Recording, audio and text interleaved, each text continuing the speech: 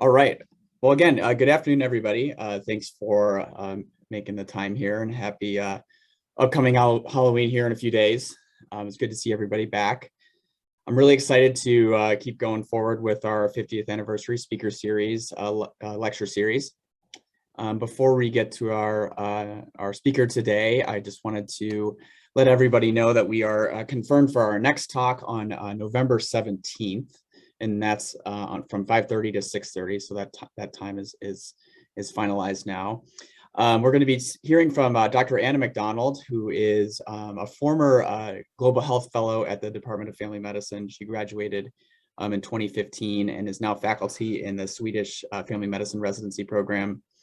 And she is a director of a Malawi exchange program, which is a really cool global health partnership program that we have in Seattle. Her talk is going to be called Go Faster, Go Far, Building Better Partnerships for Global Health. So we're really looking forward to that, and I hope everyone can make it there. And with that, I'd like to introduce today's speaker, Dr. Ashwin Rao. It's my absolute pleasure to introduce him today. I call him a colleague, mentor, and a friend, and his path towards the medical world started with his undergraduate medical education at Case Western Reserve University in 2003, and then he moved to Seattle to complete his family medicine residency and sports medicine fellowship after that. And then he joined faculty after his fellowship and has been here ever since, and he's currently serving as a professor within our department. I first met him in 2014 over coffee, quite a ways back now, it seems, basically to discuss sports medicine and career goals, and really his mentorship and teaching from that point onward quickly became really some of the most important parts of my own career development. And I've heard that from many other people as well, other residents, fellows, and people not even affiliated with the department, if I'm perfectly honest, know him and his mentorship and teaching. And it's whether it's his role as director of our sports medicine fellowship here at UW, his teaching within the family medicine residency, or his position as UW Husky football team physician and formerly for the Seattle Seahawks for over 10 years. He really has inspired countless family medicine and sports medicine trainees, as I mentioned, within our department and many departments across the country. And other highlights in his career include serving on the American Medical Society for Sports Medicine's Board of Directors. He's received numerous teaching and patient care awards. And he also helped provide care to the Seahawks during their Super Bowl run in the 2013 to 2014 season. So Dr. Rao will be speaking to us today about the concept of hope within the patient encounter, and it is my distinct honor to turn the floor over to him. So Dr. Rao, you can take it away. I will stop sharing. Okay, let me get my share going here. Hopefully everybody see that okay? Looks great. Fantastic. So thank you guys all for being here. I was just peeking at the participant list, and it's exciting to see many of my own mentors, people who supported me throughout my career here, as well as people who are early in their careers. And I wanted to talk a little bit about a topic that doesn't have so much to do with sports medicine, but in my estimation has everything to do with providing supportive, empathetic care to our patients. And I think that many of you who have actually been in practice for quite a while will find these concepts to be somewhat obvious, but I think these are things that are not always, they're easily said and hard to kind of grasp as you're progressing, at least in my experience, but kind of coming to focus around the concept of providing hope to patients in the construct of medical care, I think is incredibly important. And I wanted to talk about that from the sports med, but also from the primary care perspective. So I have no disclosures. And I wanted to start with a sports medicine story that actually began on February 2nd, 2014, which was when the Seahawks won their first Super Bowl. And during this moment, I was enjoying the end of the game. It was the fourth quarter.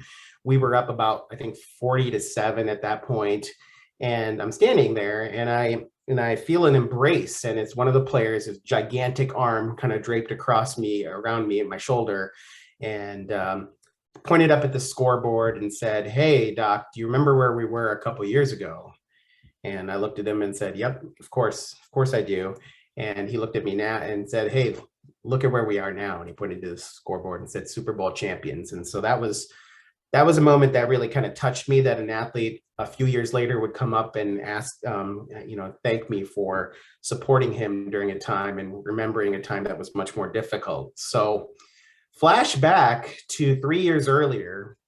This was an individual who was in the draft process. So basically, before he was even a rookie, prior to the NFL draft, had actually had a pretty substantial illness. It was actually a pneumonia at the time, and then ended up having some consequences from the pneumonia that led to him having numerous failed physical designations as he went from team to team. Unfortunately, there was a lingering medical concern that wasn't clear at the time whether it would prevent or allow him to participate, but teams were not all that interested in looking much further. And so he kept getting failed designations, and he ended up in my office back at Hall Health about a week before the draft. And it was a young man who, just like many other individuals at the time, had hopes and dreams hinging upon this moment, and trying to get drafted and hoping that his career and his life would be set from that point forward. And he was clearly distraught. And in that moment, I was looking at his labs, I was talking to him, and I said, "You know what, I don't know that we've actually fully understood what's going on with your health. And certainly these teams have been giving you failing designations because the initial evaluation was concerning, but I think we need to do more." And I told him at that time that I couldn't promise that we would be able to clear him medically, but I told him that I would promise to do my very best to try to support him and do the workup that was necessary. And sure enough, was able to do that. We spent essentially that week doing a 3-state workup, including a number of both interventional and sort of diagnostic tests, consultations. And at the end of it, it turned out that he was able to participate.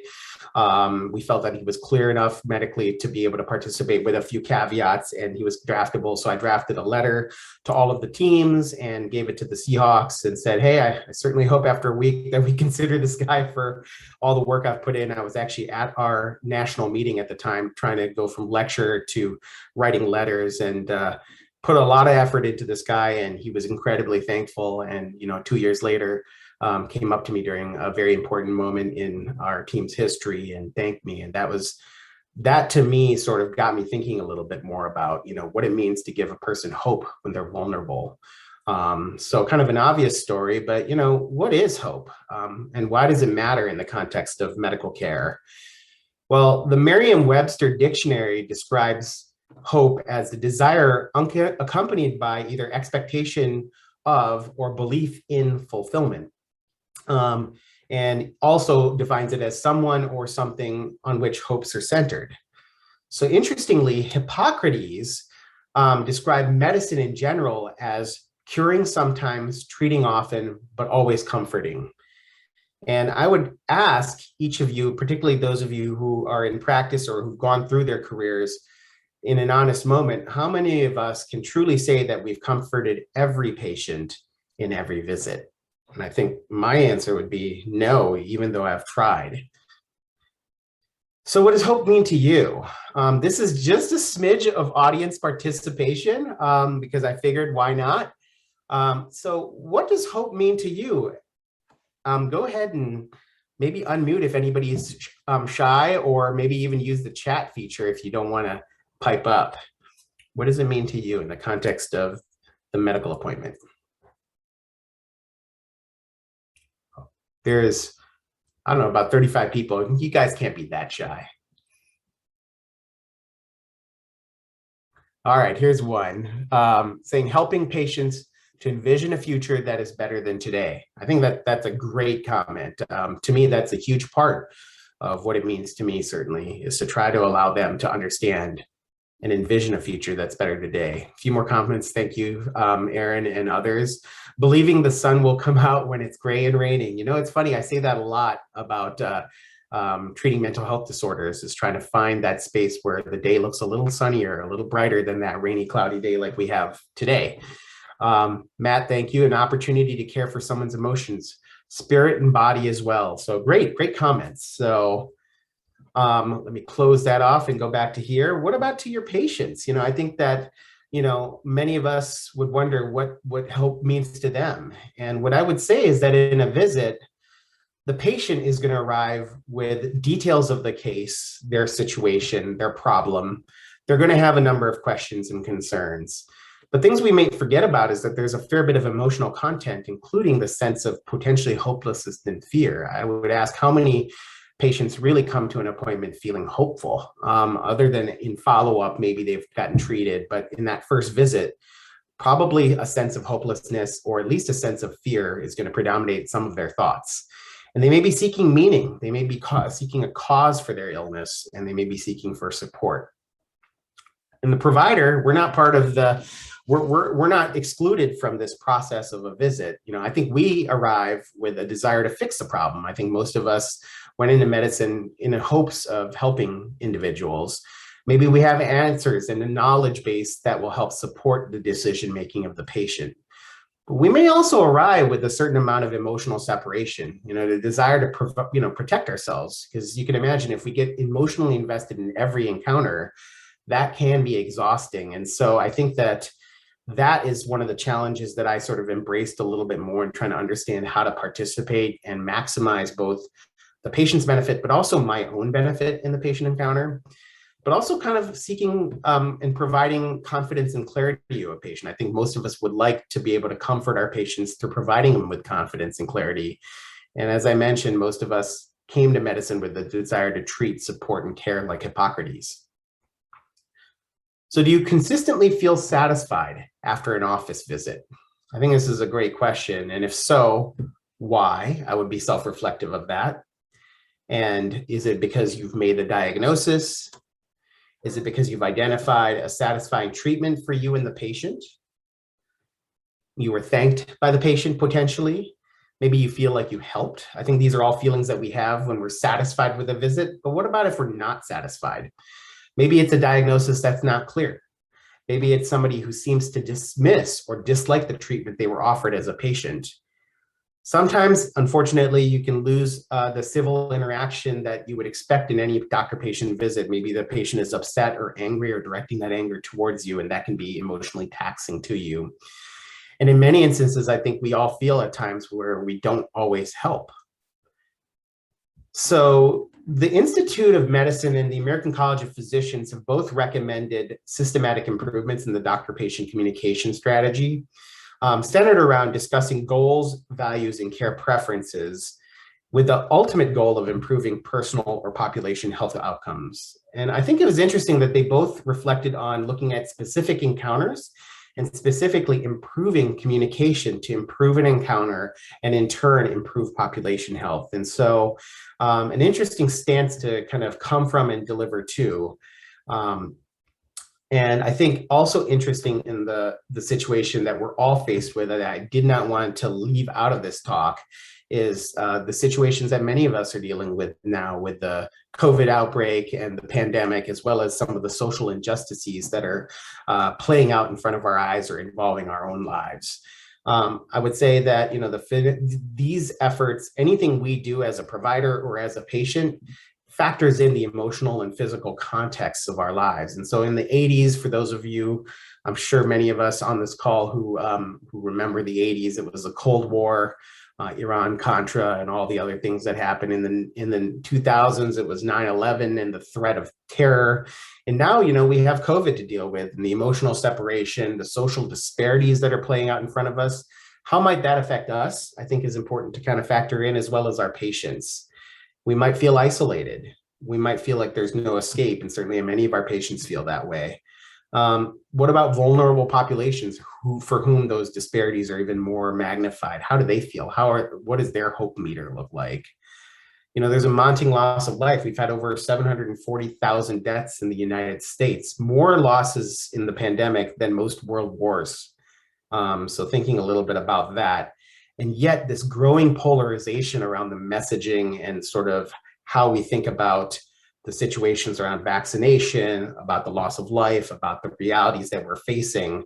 And we're bringing our own context into these visits, but so are our patients. Imagine interacting with somebody who is essentially not interested in vaccination, and thinking about what emotions that might bring out, not only to yourself, but in your patient, how they may feel judged, and trying to have an empathetic discussion around some of these matters when you may feel a certain way about the context of our lives and what may be important for a person's health or our own health.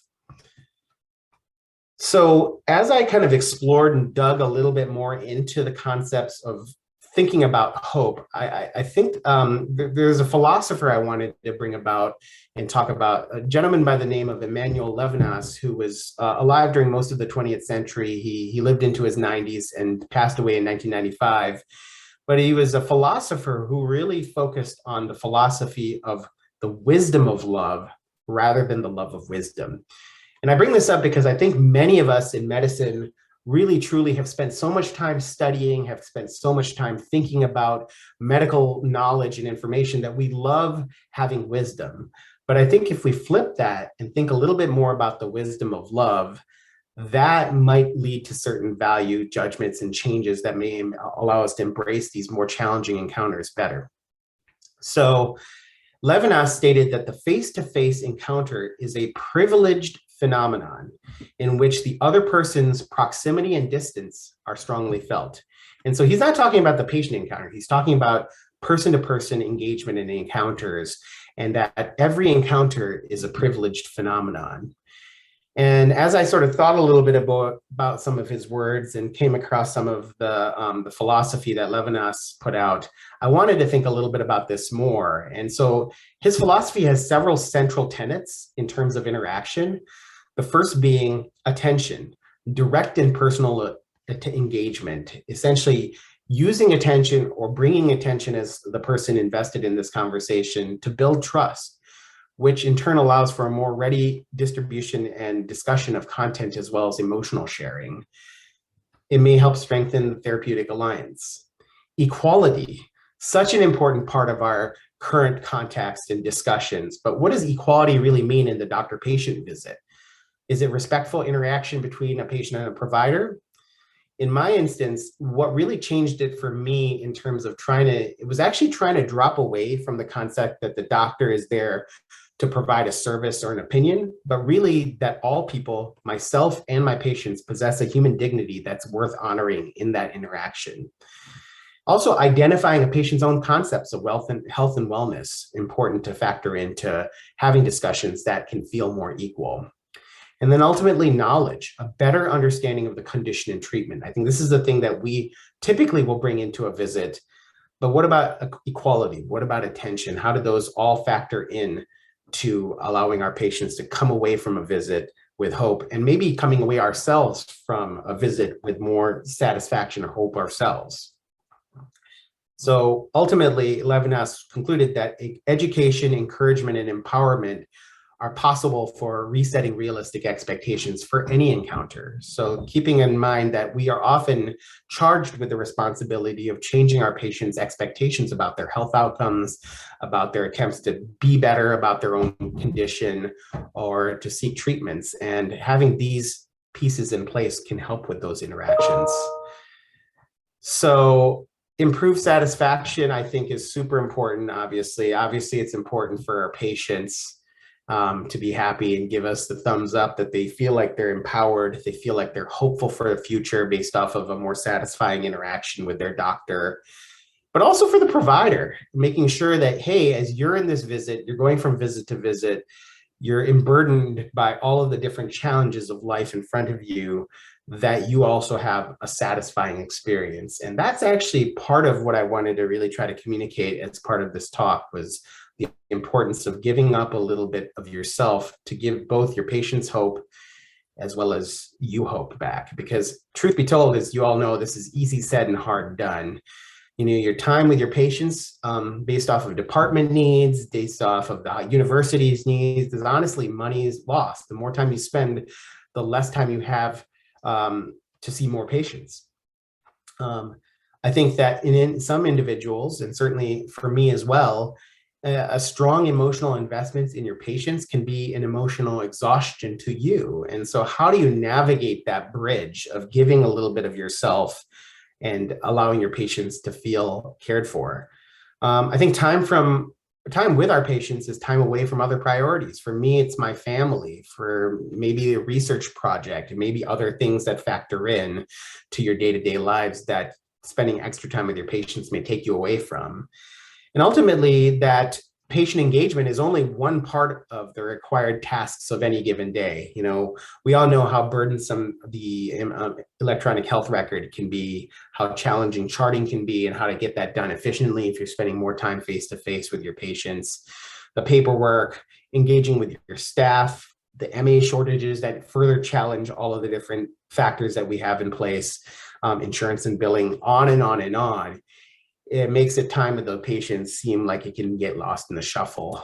And so what was my solution? Obviously, I came to this thought around feeling exhausted a few years ago.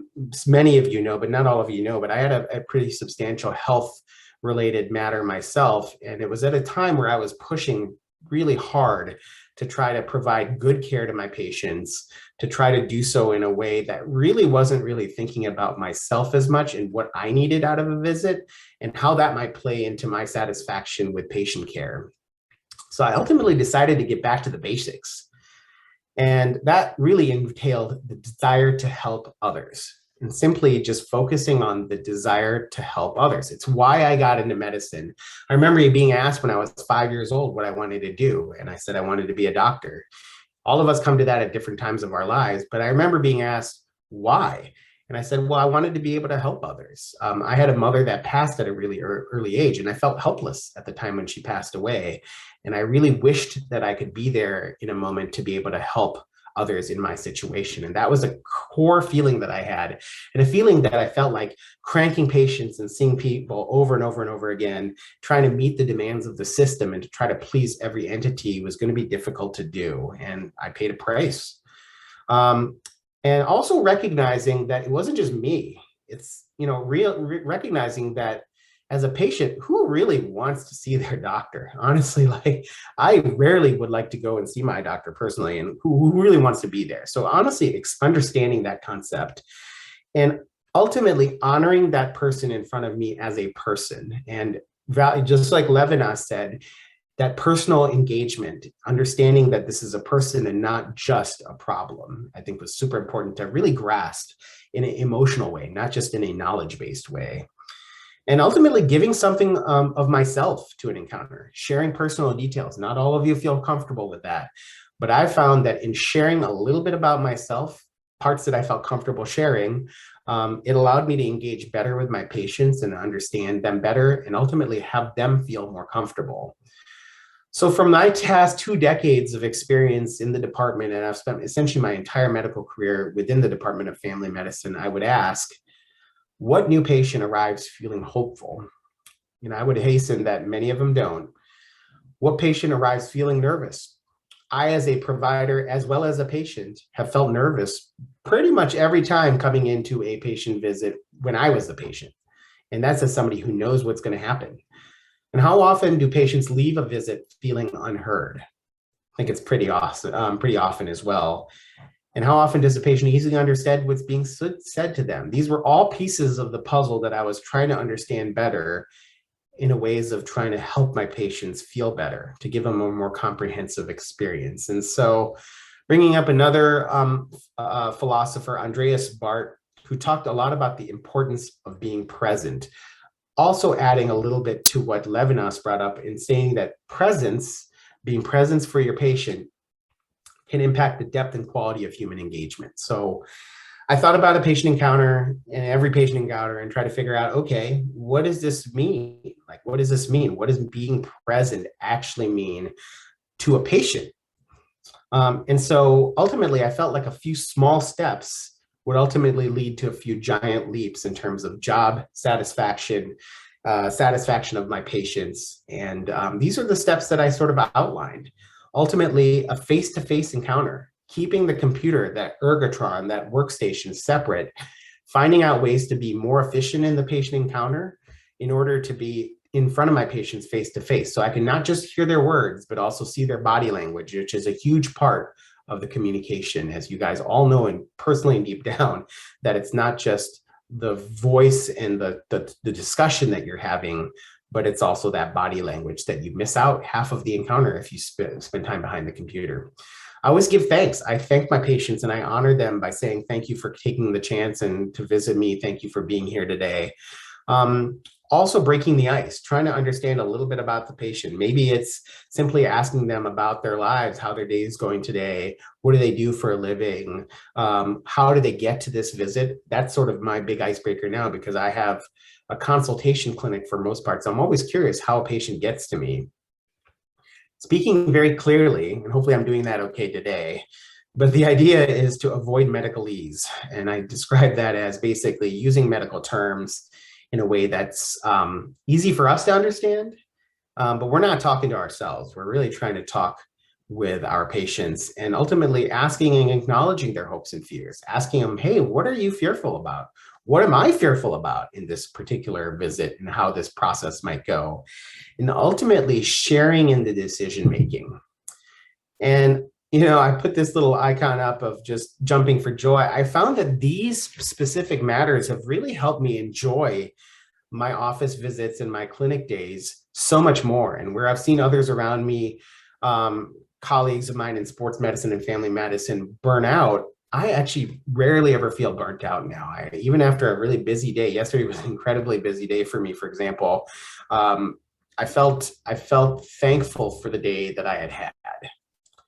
So, face to face, what does that mean? I think that it's critical for depth of interaction. I already alluded to this a little bit before in terms of the depth of the interaction, be it verbal versus body language. And having that depth requires understanding and appreciating both. And that is in the patient visit as well.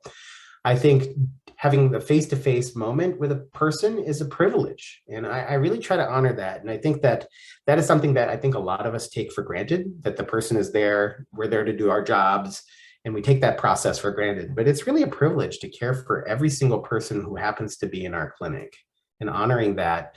And then I think that having that face-to-face interaction is a personal moment, one that gives you a chance to share a little bit about yourself if you feel like that part of yourself might help that person bridge the gap to better care. And I think ultimately in the Levinas framework, face-to-face interactions suggest better attention, that you're spending time, you're not just behind the computer, you're not ratcheting at the keyboard, but you're actually attentive to your patients. And it's also equality. Another concept that Levinas put forward was, hey, I think an interaction is going to be more successful and going to be more rewarding to both you and your patients if you feel a little bit more like equals. And the way I kind of describe it to my patients is that as a sports medicine provider, I am part of a team. I take care of teams, but I'm part of a larger whole. And I describe my patients as the most important part of that team, but we're all there to help them. It all helps equalize their relationship with you. And I think also breaking the ice, ultimately asking about their life, will help them relax a little and make them feel like you care about them more than just as the problem at hand. Asking a patient about their lives, asking or acknowledging, as I mentioned, how they came to you. And as I mentioned, I think it humanizes the encounter and makes people relax a little and be more willing to share discussion points that they may not otherwise have brought up because they just didn't feel comfortable. And it's trying to reach that place of comfort where you can reach a person a little bit more deeply sooner rather than later. Performing a physical. You'd think this would be obvious, but I've talked to many providers, including one recently, who said, as an internist, I rarely examine, this was during a fellowship interview, the fellowship candidate was an internal medicine candidate who said that, ultimately internists rarely examine a patient. They rely on a history, lab tests, and occasionally the physical comes up, but not all that often.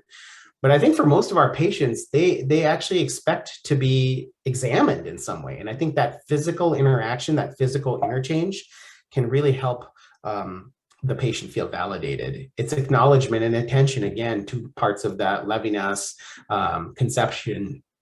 And, as I mentioned, providers often rely on other things. And that physical connection can also be important for both me as a sports med provider, obviously, because physical exam findings are critical to me making a better understanding of what's going on. but it also helps the patient feel acknowledged. I remember seeing a person several years ago who said that she had had a problem for 10 years, and ultimately no one had ever examined her until I did an exam, and we came to a diagnosis and a treatment pretty quickly, and she got better. And it was just because nobody had ever laid a hand on her. That was something that felt like it was a breakdown for her, and she was very thankful of that. Speaking clearly, this is one of the major bugaboos I have. It's something that I spend a lot of time teaching my fellows about. And as you all know, it's easy to slip into medicalese. And what do I mean by that? It's using any term that seems obvious to you, but it may not be obvious to a patient. And I think as more junior providers, people who are getting started in medicine, it's easy to fall into that trap because you have all of this knowledge, you're excited to use it, you're excited to put that action plan into place. And a patient is often going to be shaking their head, yes, yes, yes, I understand. But I think oftentimes they don't necessarily know what you might be saying. And so I don't assume anything. I say, if, for example, I just had a patient yesterday and we were talking about arthritis, and I asked them, do you know what the term arthritis means? And they were like, well, no, I just thought it meant that my knee hurts. And I'm like, yeah, but it means more than that. And so I back off from anything that I assume a patient might or might not know and make sure to walk them through the diagnosis using terms that are easily approachable and easily understandable. And I think that understanding also it involves gauging knowledge. Sometimes if I'm having a discussion and it's not clear to me that a person is truly understanding, I'll ask them to repeat back what I gave them in their own words. I don't want to put people on the spot, but at the same time, if it's important enough that I feel like it'll affect their care, I will allow them to do that or offer them the opportunity, because I think that committing to repeating it back also is a commitment of a desire to stay on the plan. And so again, sort of targets more towards equality and making sure that what I'm saying and what the patient is receiving are equivalent, or at least as equivalent as we can get it to be. Another thing that I really like to ask for is whether patients have particular hopes and fears. Do they have goals and objectives? Sure they do. Most of my patients are very goal and objective driven. They want to get back to their race. They want to get back to an event that they hope to participate in. But are they hopeful? Are they feeling hope of returning back to that? Or are they more dominated by feelings of fear and anxiety? What outcomes do they worry about? So I can actually address those outcomes in specific. And ultimately, if you don't ask about hopes and fears, you'll just never know. You'll treat the problem as a specific entity that doesn't have an emotional context. I think it's important to share in the solution. As we all know on this call, that shared decision-making has become more and more important as part of medical decision-making. Back when, my father was a physician practicing, it was very top-down driven. Basically, the doctor was there to give a piece of information. And for my patients who are above the age of 60, 65, I still feel like oftentimes they just want to be told what to do. But in our current formulation of medical care, I think that shared decision-making is a growing part, an important part of understanding how to come to a better collaboration with your patients and ultimately give them a sense of empowerment. I think that also allows the patient to feel that they have a role on the team that supports them. And having that role can be very hope forward. Ultimately, sharing a solution that allows the patient to feel comfortable and control and motivated, I think, is really important as well. Because if they're in that solution and if they're sharing in that decision, I would think that they might be a little bit more motivated to pursue that decision tree and the process of getting better. So back to the trio of Levinas: equality, attention, and knowledge. Just summarizing that face-to-face encounter. And I think this is one thing that I'm curious if we'll get any comments on, but ultimately, I'm sure many of you are thinking, well, gosh, if I'm putting aside my computer and I'm charting and I'm putting aside charting until later, how the heck am I going to get that done? And what I would say is that if you can spend quality time with a patient in front of them, gathering that information, you can be more efficient with your time and save charting for the few minutes you might save in the interaction that has become more meaningful and more powerful because of the direct interaction. And so I rarely run late in my clinics. I actually talk to our learners about being efficient in your charting and your documentation so that you have protected time for your life outside of medicine. And I found that the face-to-face engagement allows me to be more efficient. Giving thanks, breaking the ice, and speaking clearly are all ways to just make a person feel comfortable. And I've made it a habit to practice those specific parts of the patient encounter. And in sports medicine, I think compared to more other aspects of primary care, doing a physical is something that is more intuitive and more natural for me because it's a huge part of what I have to do to assess and come up with a plan. But I also make sure to ask and acknowledge the patient and ultimately, as I mentioned, sharing the solution. So a bit of a summary, and it allows the doctor and the patient to be a team that shares in each other's hopes and goals, not at all unlike a team like the Huskies or the Seahawks, where we're also sharing in a goal and we're both part of a team. So hopefully I've started to clear a few things up. The idea being that if you acknowledge your patient as a person, not as a problem, by giving them your undivided attention and ultimately by treating them as an equal, you're hopefully raising up their hope. And you're sharing your knowledge just as you've always done.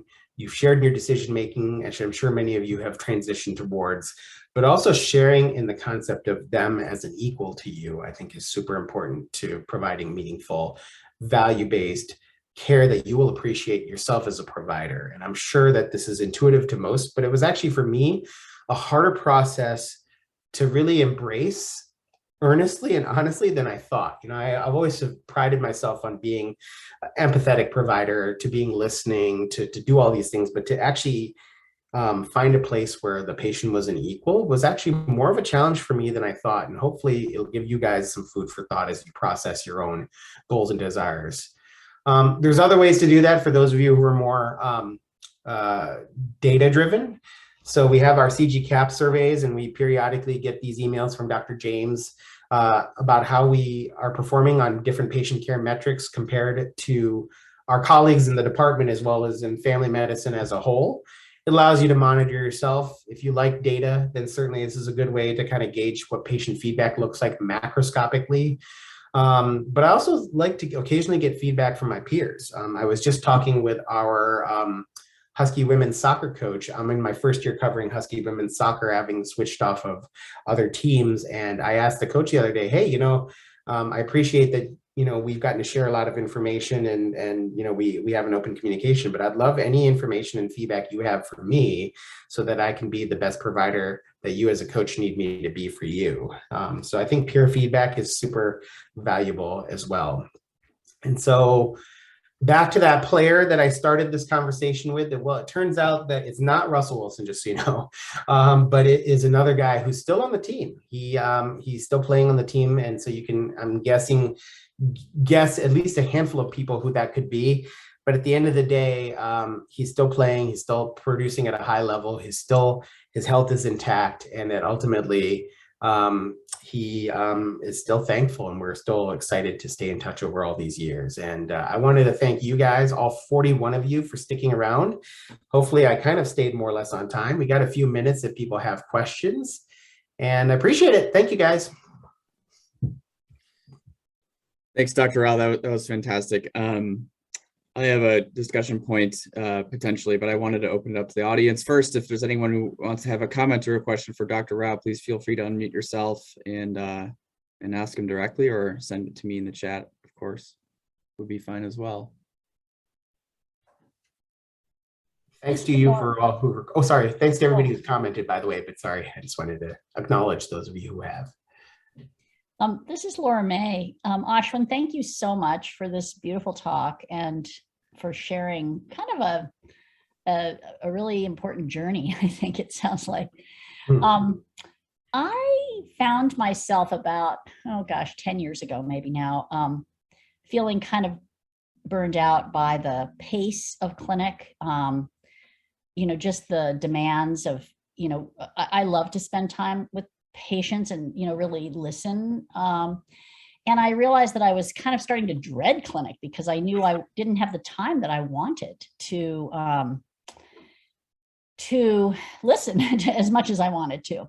And I remember there's a stairway that leads up to the Northgate Clinic. And I remember feeling like one day, oh my gosh, here I go again, feeling this dread. And I remember on that day, one thing that really helped me was realizing how important a day this was for each of my patients. Like really recognizing that even though this was like a work day for me, for them, it was a much bigger day. And they were about to reveal themselves to me in ways that I otherwise would never have, that they might not be revealing to anyone else. And I realized what an incredible honor it was to be a physician and to be in that position that people would share with me. And so anyway, that was for whatever reason, every time I walked up those steps after that day, I had that come to me, and it was almost like a ritual before clinic, and it completely shifted my entire way of being in clinic. Thank you for sharing that. Laura May, as somebody who I looked at, 20 years, 15 years, 20 years ago, whenever it was that I was training, you were one of the people who I always enjoyed enjoyed the interactions that we had, how involved you were in the shared decision-making process that we had when I was learning, but also coming to kind of recognize that these things happen over time in different ways. Like you said, this was 10 years ago, that well into your practice, that this sort of feeling kind of emerges at different times for different people. And I think for me, as I mentioned, it was sort of a personal challenge of my own health that actually Laura May was privy to for all that helped shift my focus a little bit more towards really embracing these concepts emotionally. And I think that's just super valuable to kind of find your joy, because it's so easy in medicine to lose your joy, especially with all of the things that we dread and all the challenges that are posed, a constantly shifting ecosphere of practice. If you can center ourselves a little, almost be a little bit mindful of that moment with our patients, that's so important, I think. Thanks, Laura May. Any other questions for Ashwin or comments? I do have a quick question. I have a question about how you help patients reframe hopes that might not be in their best interests, and how you navigate those relationships. Particularly, I know with athletes, you've had some experiences where you need to steer someone's hopes in a certain direction. Do you have any pro tips on how you do that effectively? Yeah, that's a challenge. I have a number of athletes, and I talk a little bit about short-term versus long-term goals. And I often will frame things of there are ways we can manage your care, and I'm trying to make sure that we meet in the same place in terms of what those expectations are. But I wanted to lay out some concept of what both short-term care looks like to get you back to, say, a competition, and long-term care. Is there a price for the care that we're giving now down the road? Are we robbing? I talk a lot about robbing Peter to pay Paul, and ultimately trying to figure out, hey, what's important? So for example, we might do a knee injection, a cortisone injection on a 20-year-old who's got arthritic knee because he's played football and had a number of injuries, knowing that that injection might precipitate further cartilage loss down the road when they're 30 or 40 or whatever, and might be an issue for doing it enough that it could be that the treatment has a consequence. But also understanding that it might be important enough for their identity, for their concept of themselves, for their future, for their pride, for their own emotional well-being, that we do that injection to allow them to participate. And it's actually really interesting that you bring it up, because we had an ethics discussion a few years ago about when the adult brain actually develops as an adult decision maker. For women, it tends to be in their early 20s, but for men, it's probably in their mid to late 20s on average. And you can imagine having an informed consent decision can vary from age to age, and how one person describes and kind of conceptualizes their health will evolve. So, I actually talk about that. I'm like, your perspectives of where you are will be different after the fact, but I want you to think deeply about what this means to how important is this race? How important is it? And if it's really something where you can kind of carve down to what is driving that emotionally, then maybe you can come with a better solution for their bigger picture. So it's really having an honest discussion and understanding the context, both short and long term, is how I would kind of describe it. Hopefully that's somewhat clear-ish. Awesome. Well, thanks. I know we have lots of people going to clinic probably soon, or other meetings and responsibilities. So I think we'll probably wrap it up there. But thanks everyone for coming for our lunchtime, first lunchtime lecture of this series. We really do appreciate it. Dr. Rao, thanks so much. On a personal level, that was really awesome to hear, and really kind of encapsulates so much that I've learned from you. So I really do appreciate that. We'll see everybody next month on November 17th at 5:30 for Dr. McDonald for our Global Health Family Medicine Joint Grand Rounds. Really looking forward to that. That's Wednesday. So we'll see you then. Have a great afternoon, everyone, and great to see everybody. Thank you all. Appreciate it.